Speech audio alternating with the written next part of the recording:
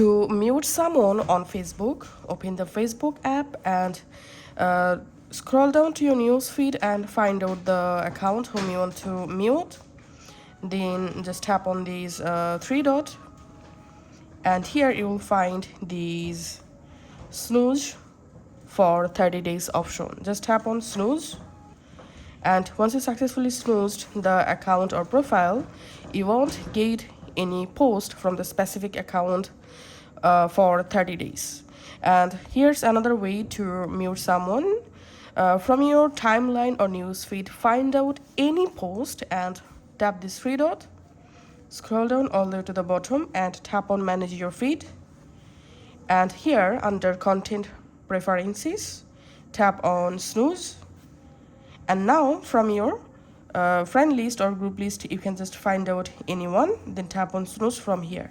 You can also search for a specific account by tapping on the search box. So that's how you can actually mute someone on Facebook. Thanks for watching.